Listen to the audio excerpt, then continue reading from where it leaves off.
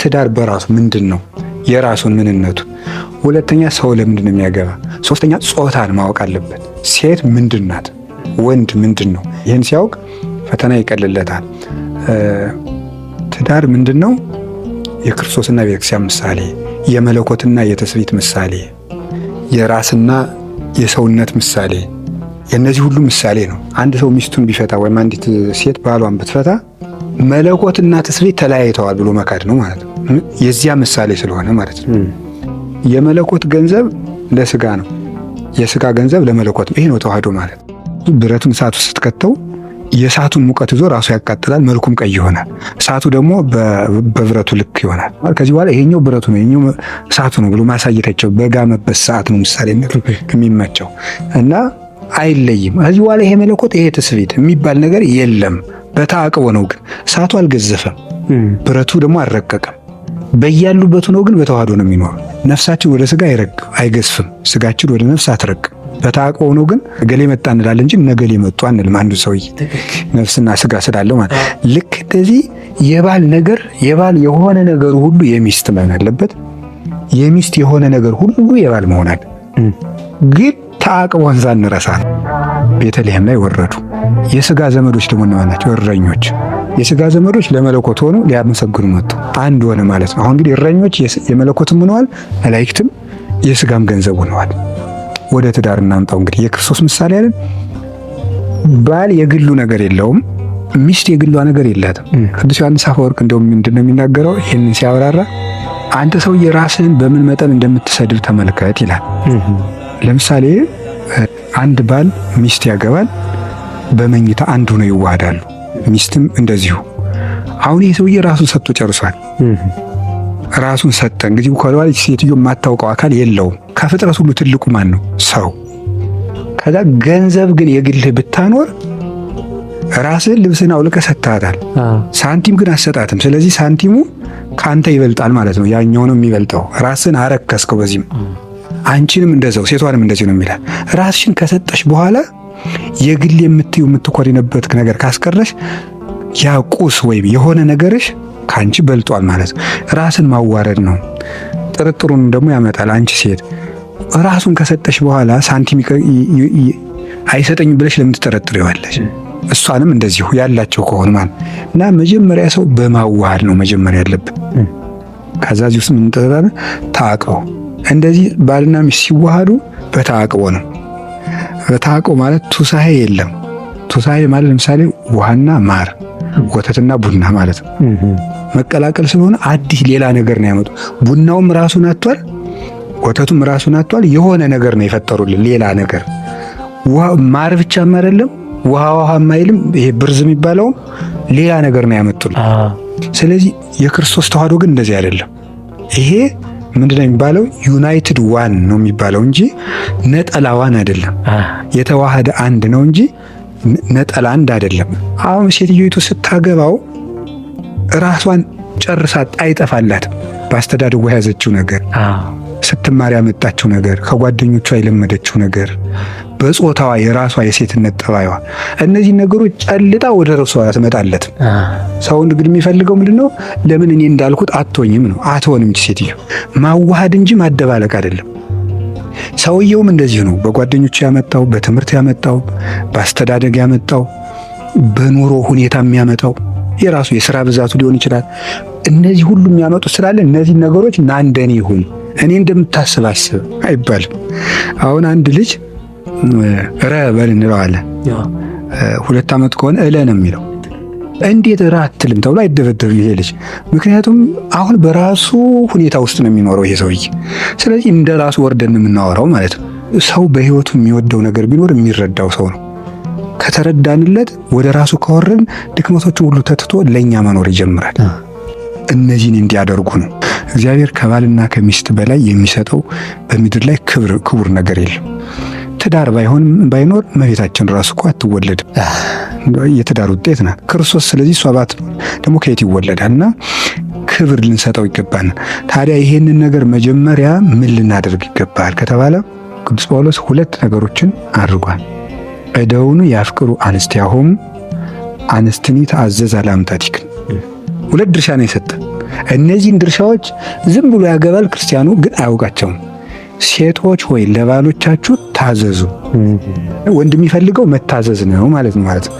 እሺ ባይ መሆንን ይፈልጋል። ያንን ሲያደርጉለት መግዛት እኮ ነው በራሱ እኮ። እሺ የሚል ሰው ነው የሚገዛ። የሴት ልጅ ትክክለኛ መልኳ እሺ ነው። እሺ የምትለው ከሆነ ከዚህ በኋላ ሁሉን ነገር ባሪያ ሆኖ ልክ እዚህ በገመድ እንደሚጎተት በግ እንደፈለገች ማዘዝ ትችላለች ማለት ነው። ስለዚህ በከመ ቤተ ክርስቲያን ትትእዘዙ ለክርስቶስ ከማሁ አንስትኒ ተአዘዛ ለአምጣቲከ፣ ቤተ ክርስቲያን ለክርስቶስ እንደምትታዘዝ ሴቶችም ለባሎቻችሁ ታዘዙ። ይሄን መታዘዝ አንዱ ነገር። አሁን ይሄን ግብአት ታደርግለታለች ወይ? ከመፋታት በፊት እሺ ማለትን፣ በጎ መሆንን፣ ብሩህ ገጽ ማሳየትን፣ መታዘዝን። ደግሞ በጣም የሚያስደንቀው ነገር ትዳር ይህን ያህል ቀሎ ነው እንጂ ከመዘለግ ዚነን የሚለው ለክርስቶስ ለባሎቻችሁ ስትታዘዙ ለክርስቶስ እንደምትታዘዙ ቁጠሩት። በዚህ መጠን ደስ ትሰኝበታለች ወይ? የእሱን ጠባይ ስትችል የክርስቶስን መስቀል እየተሸከመች እንደሆነ ትረዳዋለች። ይህንን አድርጎ መቻል ይገባል። ስህተቶችን ደግሞ አንድ ሰው አለመቆጣጠር። ሰው አየሁ ካሉት አይስተካከልም። አይቶ ማለፍን መልመድ፣ አንዳንድ ስህተቶችን ለራሱ መተው። እንደዚህ ማድረግን ካደረጉ በኋላ ደግሞ እንመጣል። አሁን የእሱ ድርሻ ደግሞ ምንድን ነው? የእሱ ድርሻ ደግሞ ወከመ ክርስቶስ አፍቀራ ለቤተ ክርስቲያን ከማሁ ደውኒ ያፍቅሩ አንስቲሆሙ፣ ክርስቶስ ቤተ ክርስቲያንን እንደወደዳት ባሎች ሚስቶቻቸውን ይውደዱ። አሁን በሴቶች ወንበር በኩል ተቀምጠን ሴቶች ምንድነው የሚፈልጉን? መወደድ ማለት ነው። ስለዚህ ሁልጊዜ ማረጋገጥ የምትፈልገው ይሄ ሰውዬ ይወደኛል አይወደኝም። ሴት ወንድ እንደሚወዳት እርግጠኛ ከሆነች የሚፈልገውን ሁሉ ትሆናለች። በነገራችን ላይ በቤተ ክርስቲያን ትምህርት በተማርኩት መሰረት ለፍቅር ዋጋ የሚከፍል እንደ ሴት ያለ የለም። የሆነት ልምናገር ከየት ነው? አሁን 12 ሐዋርያት ሁሉ እንወዳለን አሉ። ሽቱ እዛው መቃብሩ የተገኙ ሴቶች ናቸው። በአንድ አካል እንደሚወደዱና እነሱም እንደሚወዱት እርግጠኛ ከሆኑ ፍርሃት፣ አሁን ሴቶች ፈሪ እንደሆኑ ነው የሚገመተው። በፍጹም ዋጋ ይከፍላሉ። ግን በዚያ ሰው ዘንድ ቦታ እንዳላቸው ግን እርግጠኛ መሆናቸው ግን ጊዜ ፈጅቶ የሚገኝ ነገር ነው። በብዙ ነገር ፈትነው አረጋግጠው ነው ያን የሚያደርጉ። ሰው እንደዚያ ካልሆነ አይወደኝም ብለው ካሰቡ ግን አይጨበጡ። ፍጹም መጽሐፈ ምሳሌ ስንተረጉም እንደምናገረው በሴትና በሌሊት የሚታወቅ ነገር የለም። ምንም መርምሮ ማወቅ አይቻልም። ምንም እየሳቁ ተቆጥተው ይሁን፣ ተቆጥተው እየሳቁ ይሁን፣ እየታዘቡ ይሁን፣ እየፈተኑ ይሁን፣ በትክክል ቃል እየገቡ ይሁን ማረጋገጥ አይቻልም። እግዚአብሔርም በጣም ብዙ ሴቶች ብዙ ልጆችን የማሳደግ ኃላፊነት በእነሱ ስላለ አይምሯቸውን በተለየ ውስብስብ አድርጎ ኃይል ጨምሮ ነው የሰጣቸው። አሁን ባል ነው ማጫ የሚሰጥ ማለት ጥሎሽ የሚጥለው ምክንያት ምንድነው? አከብርሻለሁ፣ በጣም ነው የምወድሽ ማለት ነው። ስለዚህ መውደዱን እየገለጠ መወደድ አይደል የምትፈልገው። በነገራችን ላይ ስጦታ የሚሰጠው አንድ ሰው ልቤን እሰጥቻለሁ ግን እንዳልሰጥ ለኔ ያስፈልገኛል ነው፣ እዚህ ውስጥ መቀመጥ አለበት። ስለማልሰጥ ልቤን በእቃው በኩል ገልጫለሁ ነው ሐሳቡ። የኔ ገንዘብ የሷ ነው፣ ስጦታ የምሰጣት ለምንድን ነው ምናምን ይላል ሰው ማለት ነው። ፍቅሯቸው እንዳላረጀ እንዲገልጽላት ነው የምትፈልገው እንጂ ጠፍቷት ወይም ራሷ ወጪ አድርጋ የሆነ ነገር መግዛት አቅቷት አይደለም። ግን ትዳር ሁልጊዜ ሰርግ አድርገውት የሚኖሩት ያንን። ስለዚህ ሁልጊዜ እንዳያረጅባት ትፈልጋለች። አሁንም ልቡ እንዳለው ነው ወይ ይሄንን ነገር ስለማያደርጉ ነው ይሄ ሁሉ ችግር የመጣውና አሁን መፋታት የሚለውን እንተውና ይሄንን ያድርጉ የሚለውን ነው የምመክረው። አንደኛ መጸለይ፣ ማመን። ላመነ ሰው እንኳን የሰው ልብ ያውሬ ልብ ይለወጣል። ዳንኤል እኮ ያውሬ ልብ ተለውጦለት ወዳጅ አድርገውታል። ትክክል። የባለቤቴ ልብ እለውጠዋለሁ ብላ አምና መጸለይ ያለበት። ይሄ ጠባዩ በፍጹም የሱ አይደለም፣ ድሮ አላውቅበትም፣ አጋንንት ናቸው እንደሚያደርጉ። ሁለተኛ መረዳት ጥሩ ነው። እኔ መረዳት የሚባለው ነገር ምንድነው? ሰው ለምን ይሳሳታል የሚለው ማወቅ። አጋንንት ናቸው እንደሚያሳስቱት። ሁለት የስጋው ፍላጎት ያሳስተዋል። ሶስተኛ ደግሞ አለማወቁ ያሳስተው። አራተኛ ደግሞ የመንፈሳዊ ብስለት ደረጃው ለጋ ስለሆነ ይሳሳታል። እነዚህን ነገሮች ግምት ውስጥ አስገብቶ ይቅርታ ማድረግ እና ቃላትን ማለዘብ። ልዝብ ቃል ቁጣን ታበርዳለች ይላል ሰሎሞን። ትክክል። ከመፎካከር ይልቅ ውይይትን መምረጥ እንደዚህ የምናደርግ ነው መልካም እንጂ ተፋቱ አልልም እኔ። ከመጨረሻ ላይ ግን ፍች የሚፈቀድባቸው ምንድን ናቸው ነው። ባልናገራቸው ይሻላል። ይሄን ባልናገራቸው ይሻላል የሚለውን ጭምር ሰው እንዲሰማው ስለፈለኩ ነው።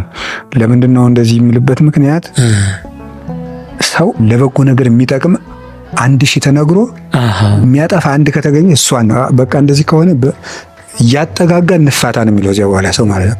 ምክንያት ፈልጎ መኖር ነው እንጂ ምክንያት ፈልጎ መፋታት ልክ አለ። እግዚአብሔር ትንታችን ኢንቴንሽን የሚባለውን ጭምር ነው የሚያየው፣ ውስጥን ጭምር ነው የሚያየው እንጂ ዝም ብለን የምናደርጋትን ብቻ የሚያይ እንደኛ ዝም ብሎ አይደለም። የምናደርግባትን ምክንያት ብልጣብልጥነታችን ጭምር ያውቃታል እሱ እና መጠንቀቅ ጭምር ስለሚያስፈልግ ለማለት ፈልጌ ነው። እና ምንድነው መፋታት የሚቻለው? አንድ በክህደት፣ ሁለተኛ በማይድን በሽታ ሰውየው ፈቃደኛ ከሆነ አግብተሽ ኑሪ እኔ አልሆነልኝም ያንቺን ሕይወት ጨምሬ እንዲህ አላደርግም ብሎ እሱ ከፈቀደ እንጂ ሰነፈች፣ ቀጠነች፣ ከሳች ብዬ አልፈታትም የሚለው ሲገለበጥ ለወንዱም ይሰራል እና ታመመ ደከመ ብሎ አይፈታም። ስለዚህ የሚያፋታው አንድ የሃይማኖት ክህደት አንዱ ነው። ዝሙት ሁለተኛው ነው። ለምሳሌ አሁን አንድ ሰው ታስሮ ተገዶ ዝሙት ሊፈጽም ይችላል። ያንን በዝሙት ስለሚባገባ ሚስቴ በላይ እንዲሁኛለሁ ከባሌ በላይ እንዲሁኛለሁ ብሎ መፋታት የለባቸው። ሰውየው ወይም ሴትዮዋ እንዳያውቅ አድርገው ንስሐ መግባት ነው ያለባቸው። ሳይገባሉ ይቀጥላል። ይሄ ማለት ነው ተገዶ የሆነ ነገር ካለ መናገር ግን የለባቸው። ያ ማለት እየሰረቁ የሚሰሩትን አይደለም፣ በችግር የሆነባቸውን ማለት ነው። አንዱ ዝሙት ያፋታል። ሶስተኛው በጎ ነገር እንዳይሰሩ ሁልጊዜ እንቅፋት የሚሆን ሰው፣ ድካም ያለበት ሰው አይፈታም። ለምሳሌ እንጸልይ ይደክመዋል፣ ያን ሰው ማበርታት ነው እንጂ ሊፈቱት አይገባም። ግን ሴትዮቱ ልጹም እያለች ባይጾም አንሶ ከኔ ጋር ካልፈላሽ አንቄ ነው የምጥል የሚል ቤተክርስቲያን ትሄጂና እግርሽን ነው የምሰብረው የሚል ሰው ካለ እንደዚህ አይነት በጎ ነገርን ራሱ ከመስራት አንሶ የማያሰራ ሰው ይፈታል። የማቴዎስ ወንጌል ምዕራፍ 6 ላይ ዓይን ብታሰናክልህ አንተ ካንተ አውጥተህ ጣላት። ማቴዎስ 18 ላይ ተናግሮታል። ሁለቱም ወንጌል ምዕራፍ ላይ ዓይን የተባለች ሚስት ናት። ብታሰናክልህ ማለት የጽድቅ እንቅፋት ከሆነችብህ በቃ አትጾምም አንተም አትጾም፣ አትጸልይም አንተም አትጸልይ የምትል ገንዘብ ልትሰጥ ለድሃ አይሰጥም እንኳን ሌላ ሎሚ ከሁለት የምትል ይላል በአተታ ሲተረጉሙት። ሲገለበጥ እንዳይን ብሌን የምትወጁ ባልሽም በሴት አንቀጽ ይናገረው እንጂ ለወንድ ማለት ነው። ይሄ ግን ታዲያ ምን አለበት? መጀመሪያ ብቻውን መነገር አለበት። ወንድም የሚበድልህ ብቻ ነገረው፣ ከዛ ጓደኛ ይዘህ መከረው የሚለው ጌታ ያላት እቺ ሁሉ፣ ከዛ ንስሐ አባትን፣ ከዛ ደግሞ ንስሐ አባት ባይገባ በጉባኤ ካህናት ጭምር ተሰብስበው ሁሉ ሊመክሩት ይገባል። ይሄ ሁሉ ከሆነ በኋላ ነው ይሄ ሁሉ ሊፈታ የሚችለው ማና። ይሄኛውን ነገር ግን ማስመከር መቻል፣ የራስን ድርሻ መውሰድ፣ መጸለይ፣ ጊዜ መውሰድ፣ ወደ ውስጥ መመልከትን ይፈልጋል እንጂ እንደዚህ ባልን ቁጥር ሰይጣን የሌለበት መሬት ስለሌለ የትም ብንሄድ ሰይጣን አለ። ሰይጣን የማይከተለው ሰው ስለሌለ ሰው ብንለውጥም እዚያ ሰው አጠገብም ሰይጣን አለ እና የተሻሻለ ስምና የተሻሻለ አካል ነው የሚኖር እንጂ ሰው ሁሉ ደካማ ነው። ይሄ ነው ያለው ነገር። ቃል ሕይወት ያሰማል፣ አውሬ ያሰማል።